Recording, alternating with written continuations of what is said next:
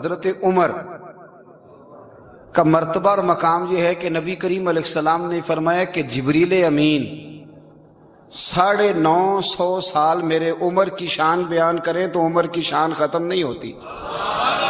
950 سال اگر حضرت جبریل بھی بیان کریں۔ جس آدمی کے پیچھے مولا علی نماز پڑھتے ہیں وہ بندہ تجھے قبول کیوں نہیں؟ جس ابو بکر صدیق کے پیچھے وہ نمازیں پڑھتے ہیں تجھے کیوں نہیں قبول؟ جس عمر کے وہ مشیر بنتے ہیں تجھے کیوں نہیں حضرت عمر قبول؟ اور جس عثمان غنی کے بارے میں مولا علی کی یہ رائے ہے کہ امام حسن اور حسین کو تلواریں دے کے حضرت عثمان کے دروازے پر کھڑا کر کے کہا بیٹا یہاں کھڑے رہنا، کوئی دشمن عثمان کے قریب نہ آنے پائے، تو جس عثمان کے حضرت علی محافظ ہیں تجھے وہ عثمان کیوں قبول نہیں؟ یاد رکھو ہم لعنت بھیجتے ہیں فرقہ واریت پر، امت کو تباہ کرتے ہیں وہ لوگ جو فرقہ واریت پیدا کرتے ہیں، لیکن آپ کو بتاؤں جس جماعت سے آپ کا تعلق ہے نا اس جماعت کی امت مسلمہ کو ضرورت ہے۔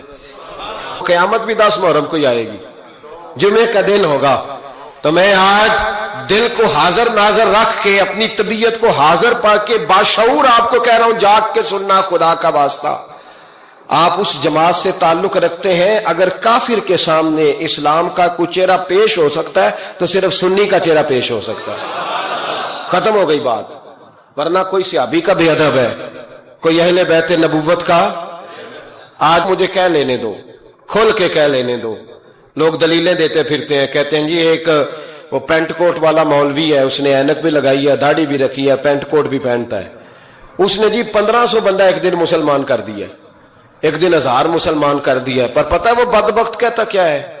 وہ کہتا ہے امیر المومنین یزید رضی اللہ تعالیٰ عنہ، میں کیا کروں اس کے 1500 مسلمان کو یا 2000 اس کے کلمہ، اور وہ جی بڑی دلیلیں دیتا ہے، وہ دلیلیں سنبھال کے رکھے، وہ دلیلیں جو جی بڑے لوگ اس کے ساتھ ہوتے ہیں، تو کربلا کے موقع پر زیادہ لوگ یزید کے ساتھ تھے، زیادہ لوگ، ہم کثرت کے قائل نہیں، ہم حق کے قائل ہیں، ہم اب چھوڑ دو بات، دلائل کی طرف آؤ۔ عجیب تماشا ہے، اور ایک مولوی صاحب اس کی حمایت کر رہے تھے، کہتے نہیں بندہ ٹھیک ہے وہ بھول گیا تھا، اصل میں قصور عبید اللہ ابن زیاد کا تھا، اصل میں غلطی عمر بن سعد کی تھی، تو یزید کو زیادہ الزام نہیں دینا چاہیے۔ میں نے کہا بڑی تمہاری قریبی رشتہ داری ہے یزید کے ساتھ، تو اللہ سے دعا کیوں نہیں مانگتے کہ تمہارا حشر یزید کے ساتھ کرے؟ مانگنی چاہیے نا دعا، کیا خیال ہے آپ کا؟ ہم الحمدللہ جمعے والے دن مسجد میں بیٹھ کے دعا کرتے ہیں یا اللہ ہمارا حشر امام حسین کے غلاموں میں کرنا، تو بھی کرنا، جرت کر، جرت ہماری جرت دیکھ، ہم یہ نہیں کہتے ان کے ساتھ کر، ہم کہتے ہیں یا اللہ ہمارا حشر ان کے، ہماری جرت دیکھو، ہم ان کے غلاموں میں، قدموں میں، نوکروں میں بیٹھنے کو دعا مانگ رہے ہیں، یا اللہ ہمارا ان کے غلاموں میں، غلاموں کے، تو بھی جرت کر دلیری، کر جرت، کہ یا اللہ میرا حشر یزید کے ساتھ کر دلیری، اگر اتنا ہی اچھا تھا تو۔ بے شرمو اتنا ظلم نہ کرو، اتنی زیادتی، اتنا ظلم نہ کرو، یہ ظلم ہے۔ امام حسین جمعے والے دن خطبہ پڑھنے لگے، جمعے سے پہلے امام حسین نے خطبہ پڑھا، اور آپ نے ایک جملہ کہا جو ہمیشہ یاد رکھا جائے گا، آپ نے فرمایا یزید کو جا کے بتا دو کہ مجھ جیسا تجھ جیسے کی بیعت نہیں کر سکتا۔ او کیا فکرہ ہے امام علی مقام کا، فرمانے لگے مجھ جیسا تجھ جیسے کی بیعت، اور آپ فرمانے لگے بتاؤ اس وقت پوری دنیا میں کوئی نبی کا نواسہ موجود ہے میرے سوا؟ حضرت آدم سے لے کر مصطفیٰ کریم تک اس وقت پوری دنیا میں کوئی نبی کا نواسہ ہے؟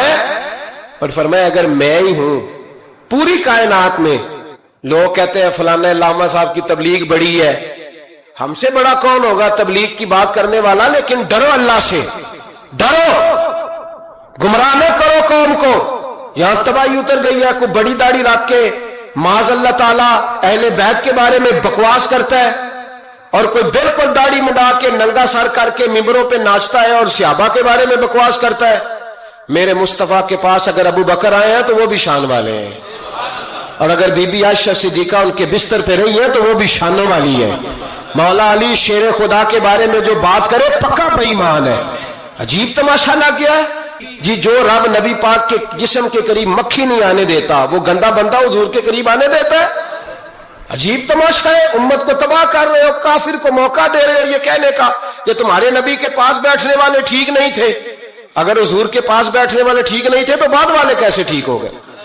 تو یہ باز آنا چاہیے ان بے شرموں کو، یہ امت میں تفرقہ ڈالتے، بے حیائی کرتے۔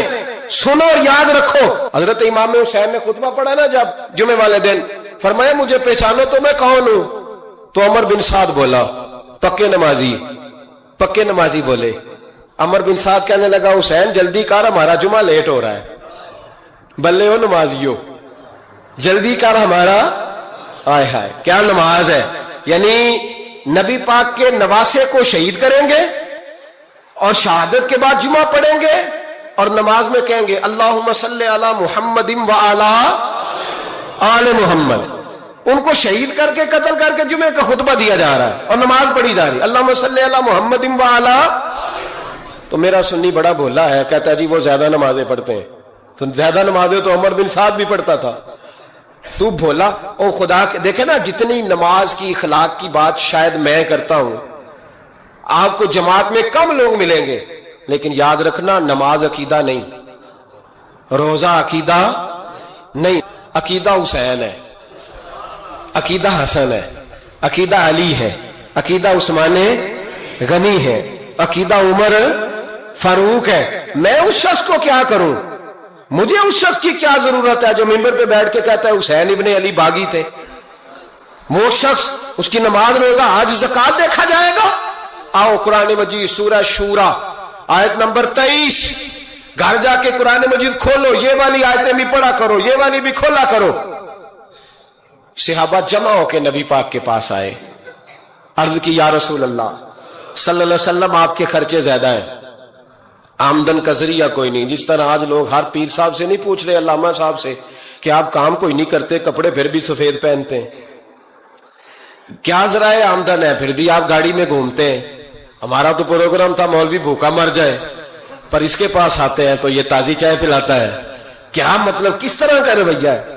صحابہ کے بار وہ یہ نہیں سوچتے تھے آتے کام، وہ کہتے تھے آگے بڑھ کے حصہ ڈالیں۔ وہ سارے آگے بڑھے، کہا یا رسول اللہ صلی اللہ علیہ وسلم اخراجات زیادہ ہیں، ذرائع آمدن بظاہر کوئی نہیں، نذرانوں پہ اعتراض نہ کیا کرو، نذرانہ دینا نبی پاک کی سنت ہے، نذرانہ قبول کر لینا نبی پاک کی، بولو، حضور کی سنت ہے۔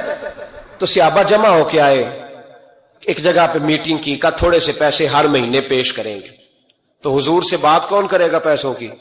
کہا ہم نے نہیں کرنی، نبی پاک کے چچا جناب عباس کریں گے۔ حضرت عباس رضی اللہ تعالیٰ عنہ کے ذمے لگایا گیا، جناب عباس آئے، حضرت عباس رضی اللہ تعالیٰ عنہ پیسے لے کے آئے، اور سیانے بندے تھے، انہوں نے بڑی سمجھداری والی، عقل مندی والی بات چھیڑی۔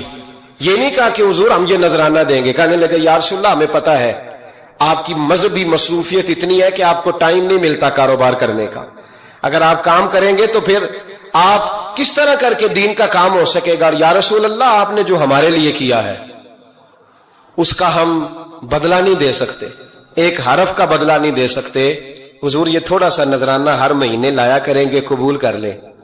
نبی پاک کے سامنے رکھا ہی تھا کہ اللہ کا قرآن بول پڑا، کا کل لا اسألکم علیہ اجرا، محبوب ان سے فرما دو کہ میں نے تمہارے لیے بڑی تکلیف سہی ہے، پر میں تم سے کوئی اجر نہیں مانگتا، تم سے کوئی اجر نہیں مانگتا، ہاں اگر تم نے کچھ کرنا ہے الا المودۃ فی القربى، تو میرے قریبیوں سے پیار کرتے رہنا، میری ختیجہ سے پیار کرنا، میری عائشہ کا ادب کرنا، میرے قریبیوں کا احترام کرنا۔ یا رسول اللہ ازواج تو گھر میں ہے ہی، قریبی کوئی اور بھی خاص ہے جس کا ادب کرنا ہے؟ تو نبی پاک نے فرمایا ہاں علی، فاطمہ، علی اور فاطمہ کی اولاد، فرمائے ان کا ادب کرتے رہنا، اس کا مطلب یہ ہوگا کہ تم نے میرے ساتھ بڑا ہی اچھا سلوک کیا ہے۔ کہا ان کا ادب کرنا، جناب علی، سیدہ فاطمہ، اور دونوں کی ان کا ادب کرنا فرائض دین، اہل بیت کا ادب کرنا فرائض۔ کچھ لوگ کہتے ہیں کچھ لوگ جی سید بن گئے ہے نہیں، پر تو میں کہ جڑے بن گئے انہوں نے اللہ آپ ہی پوچھ لے گا، تو ادب کر، جڑے بن گئے نے اللہ شیخ الاسلام والمسلمین حضرت خواجہ قمر الدین سیالوی رحمت اللہ تعالی علیہ، دو بندے خواجہ صاحب سے ملنے آئے تو ان کو پتا تھا کہ خواجہ صاحب سیدوں کا بڑا احترام کرتے ہیں، تو دو بندے آ گئے، کچھ لینے کچھ مانگنے، تھے فرار دونوں۔ تانگے سے اترے تو سیال شریف کے رستے میں درمیان میں پروگرام بنایا کہ سنا ہے خواجہ صاحب سیدوں کا بڑا ادب کرتے ہیں، سید نہ بن جائیں۔ بن بھی جاتے ہیں نا لوگ، سید نہ بن جائیں، ٹھیک ہے جی بن جاؤ، بن گئے سید۔ خواجہ صاحب کو کسی نے اندر جا کے بتایا دو سید آئے ہیں، تو خواجہ صاحب اس طرح دوڑے کہ نہ جوتا نہ سر پہ ٹوپی، دوڑ کے آئے۔ شیخ الاسلام خواجہ صاحب نے ہاتھ چومے، نذرانہ دیا، 2-3 تھیلے بھر کے دیے لنگر کے۔ جب وہ جانے لگے نا تو خواجہ صاحب ان کے ساتھ باہر تک آئے، جہاں انہوں نے سید ہونے کا پروگرام بنایا تھا وہاں تک ساتھ آئے، ان کو روانہ کیا۔ تو ان میں سے ایک بندہ خود ہی بول پڑا، کہنے لگا حضور یہاں لوگ دروازے تک چھوڑنے آتے ہیں یا گاڑی تک؟ نہ دروازہ نہ گاڑی، آپ درمیان میں رخصت کرنے آئے، سمجھ نہیں آئی۔ تو خواجہ صاحب فرمانے لگے تم یہیں سید بنے تھے، یہاں تک ادب کرنا ضروری تھا، یہاں تم سید بنے تھے، یہاں تک ادب کرنا، پیچھے تم سید نہیں ہو تو میں کیسے ادب کروں؟ جہاں تک تم سید ہو وہاں تک ادب کرنا۔ اور میرے اعلیٰ حضرت نے عقیدہ دیا، کہنے لگے تیری نسل پاک میں ہے بچہ بچہ نور، تیری نسل پاک میں ہے بچہ بچہ نور کا، تو ہے عین نور تیرا سب گھرانہ نور کا۔ تو میاں صاحب نے اس کی وضاحت بھی کی، میاں صاحب سے کہا حضور ادب کرتا کون ہے؟ سارے تو ادب کرتے نہیں۔ تو میں دور نہیں نہ جاتا، پرانے محدثین نہیں پوچھتا، یہ کشمیر میں میاں محمد بخش صاحب سے پوچھ لیتے ہیں حضور ادب کرتا کون ہے؟ تو میاں صاحب فرمانے لگے اصلا نال جے نیکی کریے، کنہ نال؟ اصلا نال جے نیکی کریے تے وہ نسلہ تاک نہیں پھول دے، ہاں بے اصلا نال نیکی کریے تے پھول کنڈیاں نال تول دے۔ بے اصلا فرمانے لگے جو اصل ہوگا نا اخلاق کا، کردار کا، خاندان کا اصل، وہ ہمیشہ مصطفیٰ کے صحابہ کا بھی احترام کرے گا اور اہل بیت نبوت کا بھی ان کا ادب کرے۔ سنیں نبی پاک نے کیا فرمایا، ترمذی میں حدیث ہے، نبی پاک نے خطبہ حجت الوداع دیا۔ لوگ ہمیں کہتے ہیں نماز روزہ حج زکوٰۃ اس سے آگے نہ جاؤ، حضور نے خطبہ دیا، فرمایا میں تمہیں 2 چیزیں دے کے جا رہا ہوں، اگر تھام کے رکھو گے تو گمراہی تمہارے پاس نہیں آئے گی۔ یا رسول اللہ کون کون سی؟ فرمانے لگے ایک میں تمہیں قرآن دے کے جا رہا ہوں، دوسرا اپنا خاندان دے کے جا رہا ہوں، ان کو تھام کے رکھنا، گمراہی کبھی تمہارے پاس، ان کو تھام۔ سنو حضرت اسامہ بن زید رضی اللہ تعالیٰ عنہ، حضرت اسامہ آپ فرماتے ہیں مجھے نبی پاک سے کوئی کام تھا، یہ بھی ترمذی کی حدیث ہے، کہتے ہیں میں حضور سے ملنے گیا تو میں نے نا حضور سے بات چھیڑی، نبی پاک سے میں نے ذکر چھیڑا۔ جب وہ بات میں نے کرنی شروع کی نا تو حضور نے چادر اوڑی ہوئی تھی، بکل جس کو مارتے ہیں، کہتے ہیں چادر اوڑی ہوئی تھی، تو نبی پاک کی نا چادر میں 2 چیزیں حرکت کر رہی۔ تو جناب اسامہ بن زید رضی اللہ تعالیٰ عنہ فرماتے ہیں بات کرتے کرتے میری توجہ جب ادھر گئی تو میں اصل بات ہی بھول گیا، میں کہنا کچھ چاہ رہا تھا، میری زبان سے کچھ نکل رہا تھا، کیونکہ جب توجہ بٹ جاتی ہے نا، اس لیے توجہ بٹ جائے تو پھر لفظوں کا حسن برقرار نہیں رہتا۔ تو جناب اسامہ بن زید کہتے ہیں میں کہنا کچھ چاہ رہا تھا، میرے منہ سے نکلتا کچھ اور تھا، تو سرکار سمجھ گئے، تو حضور صلی اللہ علیہ وسلم مسکرا کے کہنے لگے بھول گئے ہو نا بات؟ تو میں نے کہا حضور بھول گیا ہوں۔ تو کہتے ہیں میں بھی ان سے کب سے کہہ رہا ہوں کہ باز آ جاؤ، لیکن یہ نہیں آ رہے۔ کہتے ہیں میں اور پریشان ہوا کہ یہ کن سے حضور کہہ رہے ہیں۔ تو نبی پاک نے چادر مبارک کو کھولا، ایک بغل سے امام حسن نکلے، دوسرے سے امام حسین نکلے۔ یہاں بھی ملا پریشان ہے، بڑی ٹینشن میں ہے، کہتا ہے جی ہر نانا ہی اپنے نواسوں سے پیار کرتا ہے۔ تو میں نے کہا بے وقوف، یہ عام نانا نہیں، یہ وہ والے نانا ہے جن کے بارے میں اللہ کہتے ہیں وما ینطق عن الہویٰ ان ہوا الا وحی یوحیٰ، فرمایا میرے محبوب اتنی دیر تک بولتے نہیں جب تک میں حکم نہیں کر دیتا۔ تو امام حسن اور حسین کا پیار بھی اللہ کا حکم تھا، اس لیے ہو رہا تھا۔ فرماتے ہیں جب نبی پاک کی بغلوں سے وہ دونوں نکلے نا تو میں نے حضور کی آنکھوں میں چمک دیکھی، نور دیکھا، اور جیسے بندہ کسی سے پیار کرتا ہے تو چہرہ بھی بتا نہیں رہا ہوتا، آج کل کی زبان میں کہتے ہیں باڈی لینگویج، اس کی باڈی لینگویج بھی بتاتی ہے کہ یہ جو بات کر رہا ہے نا یہ طاری ہے. تو محبوب فرمانے لگے اسامہ یہ دونوں میرے بیٹے ہیں, یہ دونوں میرے بیٹے ہیں کیونکہ میری بیٹی کے بیٹے ہیں. اور فرمایا اسامہ میں ان سے بڑا پیار کرتا ہوں. کاش امت ان لفظوں کو سمجھ جائے. حضور نے فرمایا میں ان سے بڑا پیار کرتا ہوں, میں بڑا پیار کرتا ہوں, اور میں نے رب سے دعا کی ہے یا اللہ جو ان سے پیار کرے تو اس سے پیار کر دے. میں نے یہ دعا کی ہے اے اللہ جو ان سے پیار کرے تو اس سے بھی پیار کرنا. حضرت امام حسنین پہلی بات یہ ہے کہ ان کا پیار ایمان کا حصہ ہے, ان کا پیار ایمان کا حصہ ہے. ان سے جو پیار نہ کرے گا وہ صاحب ایمان. یہ محبتیں آئی ہی ادھر سے. ہمیں حضرت عمر نے تو سکھایا ہے حسنین کا اکرام کیسے کرنا ہے, حضرت ابو ہریرہ نے تو سکھایا ہے, انہوں نے تو ہمیں سکھایا ہے. کچھ لوگ نا بڑا مکروہ دھندا کرتے ہیں, وہ اپنی تقریر چمکانے کے لیے مشاجرات بیان کرتے ہیں. میں آج بتاؤں گا حضور کے صحابہ کی شان کیا ہو. بھئی آپ کیا بتائیں گے, وہ تو اللہ نے بتا دی ہے قرآن میں, وہ تو احادیث میں آ گئی. میں بتاؤں گا اہل بیت کی عظمت کیا ہو. بھئی آپ کو یہ نوکھی چیز بتائیں گے, وہ تو سارا کچھ قرآن مجید نے بیان کر دیا, احادیث مبارکہ میں موجود ہے. آپ ایک راوی ہیں, آپ روایت کریں, آپ بیان کریں پڑھ کے, آپ انتشار کا باعث نہ بنے, عقیدتوں کے فروغ کا باعث بنے, محبتوں کے فروغ کا باعث بنے. یہ سارا کچھ سکھایا ہی صحابہ نے. آپ کے پاس کہاں سے آیا, آپ کو کیسے پتا چلا کہ صحابہ حضور کی اولاد کا اکرام کرنا؟ یہ صحابہ نے بیان کیا, صحابہ سے ہی ہمیں ملا ہے, یہ صحابہ کی ہی طرز زندگی سے ہم نے سیکھا ہے. توجہ کیجئے گا بات پر. کوئی کام پڑ گیا حضرت امام حسن کو حضرت عمر فاروق سے, امیر المومنین تھے جناب عمر, تو آپ تشریف لے گئے ملاقات کے لیے حضرت فاروق اعظم کی خدمت میں. جب پہنچے نا تو دروازے کے باہر آپ کے اپنے بیٹے حضرت عبداللہ ابن عمر بھی کھڑے تھے. تو حضرت امام حسن رضی اللہ تعالیٰ عنہ جناب فاروق اعظم کے صاحبزادے سے کہنے لگے آپ یہاں کیوں کھڑے ہیں؟ تو فرمانے لگے کہ والد صاحب کے پاس نا کچھ مہمان آئے ہیں, تو کوئی میٹنگ چل رہی ہے, کچھ گورنر حضرات بیٹھے ہیں, تو مجھے انہوں نے کہا تم ذرا باہر کھڑے ہو, کوئی بات کر رہے ہیں وہ, تو میں آ گیا ہوں. تو امام حسن فرمانے لگے ٹھیک ہے میں بھی ظہر کے وقت مسجد میں مل لوں گا, مجھے کوئی کام تھا. تو حضرت عبداللہ فرمانے لگے نہیں آپ چلے جائیں, آپ تو حضور کے شہزادے ہیں. انہوں نے کہا نہیں وہ مصروف ہیں. انہوں نے کہا بھی, لیکن امام حسن واپس تشریف لے گئے. جب جناب عمر فارغ ہوئے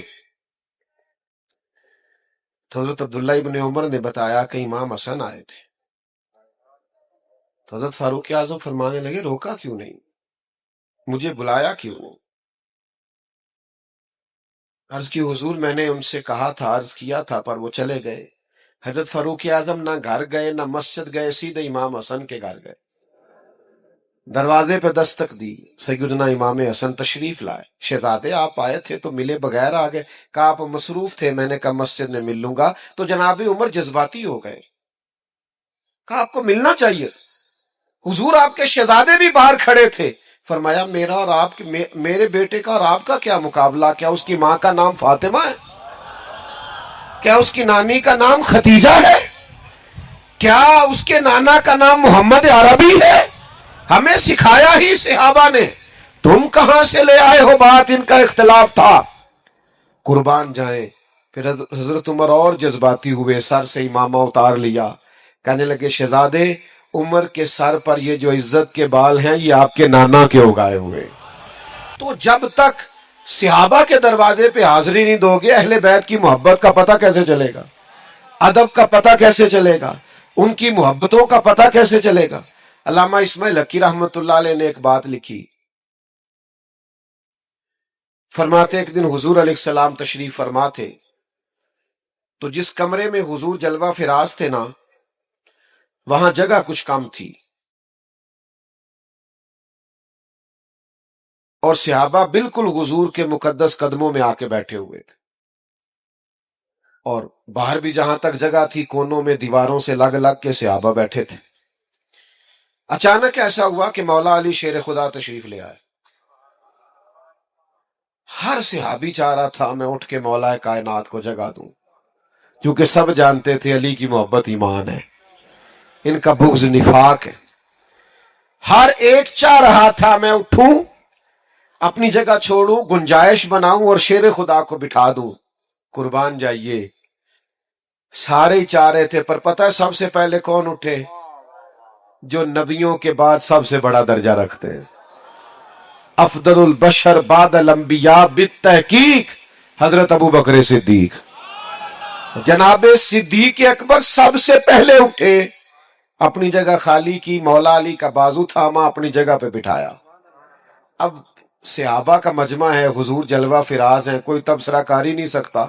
حضور خود ہی بولے، فرمایا دیکھا تم نے میرے ابو بکر نے کیا کیا؟ دیکھا تم نے یا رسول اللہ؟ دیکھا. حضور فرمانے لگے کوئی عزت والا ہی کسی کی عزت کو پہچانا کرتا، صاحب عزت ہی کسی کو عزت دیتا. عزیزو، یہ تو ہمیں ان لوگوں نے سکھایا ہے.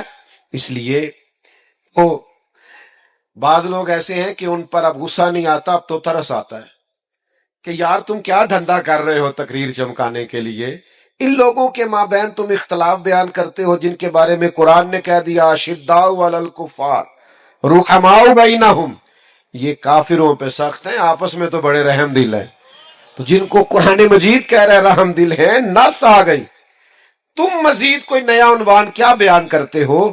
تو بھائیو، ایک تو یہ کہ ان سے احترام کریں، اور دوسرا یہ کہ سمجھیں ان کی محبت اور عقیدت ہمیں کس نے سکھائی. تیسری بات، بہت مشکل نہیں ہے فلسفہ کربلا سمجھنا، کیونکہ لوگ پیغام امام حسین پر عمل نہیں کرنا چاہتے، اس لیے کہتے ہیں بڑا مشکل ہے، بڑا مشکل ہے. وہ ہمارے بعض صوفی ایسے ہیں درویش، کہتے معرفت نو سمجھنا سارے دے بس دی گل نہیں، تاکہ کوئی بندہ اس پینڈے پوے ہی نہ. وہ اللہ کے بندے، یہ معرفت کیا ہے؟ سادہ سا اخلاق ہنسنا ہے، باطن کو سنوارنا ہے، اخلاص پیدا کرنا ہے، عاجزی پیدا کرنا، یہی ہے سارا. آپ کیا سکھانا چاہتے ہیں؟ مثلا صرف آپ بھگا رہے ہیں لوگوں کو، اور انوکھے انوکھے لوگ، یعنی بعض اوقات نا ہنسی آتی ہے. بیچارہ ایک دن بھی کسی ادارے میں نہیں گیا، کسی استاد کے پاس نہیں بیٹھا، کچھ پتہ نہیں، اور وہ کیا کہہ رہا ہے، کہنا مولویوں نو کی پتا معرفت کی ہوندی. میں کہا جیڑی تیرے کو لے ودا واقعی کسی نہیں پتا. بانج علموں جو کرے فقیری او کافر مرے دیوانہ ہو. وہ جو تو کہہ رہا ہے نا واقعی ودا نہیں پتا، تو سچ ہے. تو عجیب لوگ ہیں، اور جناب وہ لوگ بڑے حیران ہوتے ہیں کہ بڑی حیرت انگیز بات کر رہا ہے. تو سمجھ لینا ہے، آپ نے غور کرنا ہے کہ واقع کربلا واضح ہے. امام حسین رضی اللہ تعالیٰ عنہ کا مقصد واضح. امام حسین نکلے تھے کہ ظلم نہیں کرنے دیں گے، جبر نہیں کرنے دیں گے، بربریت نہیں کرنے دیں گے، غیر اخلاقی انداز نہیں اختیار کرنے دیں گے. کوئی بادشاہ جبر کے زور پر اگر مسلط ہوگا تو مسلط نہیں ہونے دیں گے. ظلم و جبر و بربریت کے خلاف نکلے امام حسین. اور پھر جن رستوں پہ تھوڑی مشکل آئے نا، گاڑی چلانے والے کا پتہ بھی انہی رستوں پہ چلتا ہے. سیدھی سیدھی تو سارے چلا لیتے ہیں. یہ سپیڈ بریکر زیادہ ہو نا. وہ ایک دفعہ ہم سندھ گئے ہوئے تھے کچھ دنوں کے لیے، مختلف محافل میں 5-6 دن لگ گئے. تو واپسی پہ سکھر پہ موٹر وے سے چڑھ گئے. تو میں نے اپنے گاڑی چلانے والے دوست سے کہا لو اب لاہور تک آسان ہے. تو کہنے لگا حضرت صاحب ہے مشکل جی. میں کہ کیوں؟ کہنے لگا تو نیند آن لگ پی سیدھی سیدھی جو ہوئی. وہ جڑا اچانک چنچی والا سامنے آتا ہے نا، بندہ ذرا جاگتا رہتا ہے. اچانک سپیڈ بریکر آتا ہے تو آنکھیں کھلی رہتی، جس میں شک ہوتا ہے نا کہ انہیں تو اشارہ بھی نہیں لانا، تو بندہ ذرا احتیاط سے چلاتا ہے. لیکن یہ بالکل ہی سیدھی سیدھی ہے، تو اس میں کیا ہوتا ہے، نیند آنے لگتی. لقد خلقنا الانسان فی کبد. اللہ کہتا ہے میں نے انسان کو مشقت میں پیدا کیا. تیری زندگی کا حسن ہی یہ ہے کہ تم مشقت کرے، تو کام کرے. میں نے پہلے بھی اسی مقام پہ کہا تھا، مجھے یاد ہے، پھر کہتا ہوں، جتنا بندہ بڑا ہوتا ہے اس کا دکھ بھی اتنا بڑا ہوتا ہے، اس کا زخم بھی اتنا گہرا ہوتا ہے. آپ کا خیال ہوتا ہے فلاں بڑا پاپولر ہے، بڑا مشہور ہے، بڑا آدمی ہے، یہ تو کبھی آپ اس سے ملے، یہ اس کے پاس بیٹھے، آپ کو پتا چلے کہ جتنا انسان بڑا ہوتا ہے اس کی تکلیفیں بھی اتنی بڑی ہوتی ہیں. اس کے زخم بھی اتنے بڑے ہوتے ہیں، اور زخم پہ زخم کھا کے جی، خون جگر کے گھونٹ پی، آہ نہ کر لبوں کو سی، یہ عشق ہے کوئی دل لگی نہیں۔ یہ مشکل کام ہے، آپ کو اس سے گزرنا ہے اور اس مشقت کو جھیلنا ہے اور یہ جبر سہنا ہے۔ امام علی مقام نکلے ظلم کے خلاف، تو پھر وہ سارے کام انہوں نے سہے، پردیس بھی کاٹا، بچوں کی بھوک بھی دیکھی۔ 4 چیزیں امام حسین نے ہمیں سکھائی ہیں کربلا میں، ویسے تو بڑا کچھ سکھایا ہے آج کی بزم کے لیے۔ سب سے پہلے امام حسین نے ہمیں سکھایا ہے کہ جو چیز جیتا کرتی ہے وہ صبر ہے۔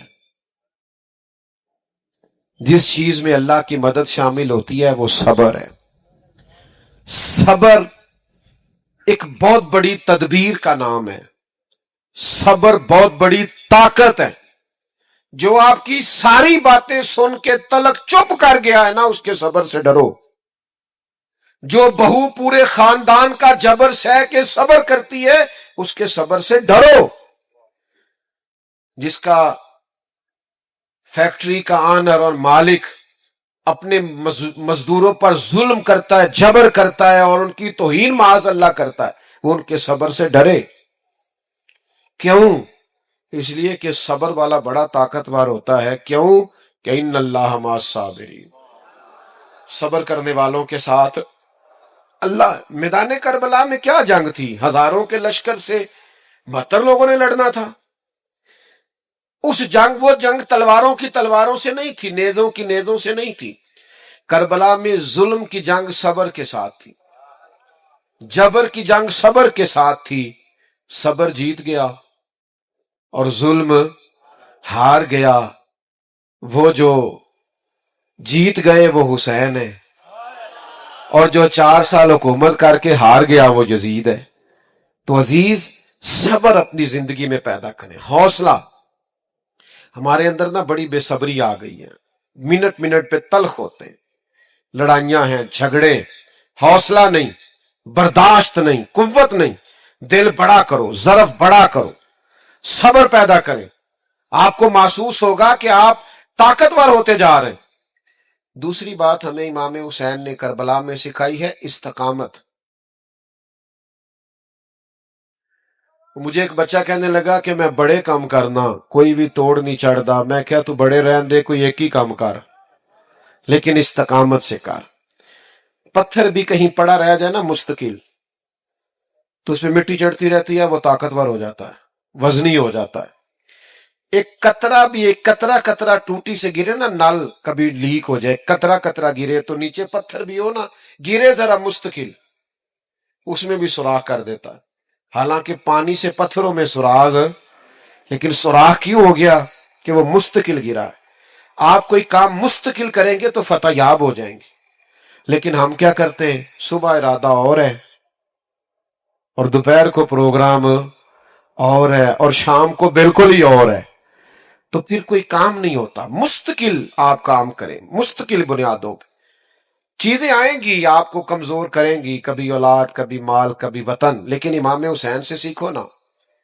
امام علی مقام ایک جگہ بھی کمزور نہیں پڑے۔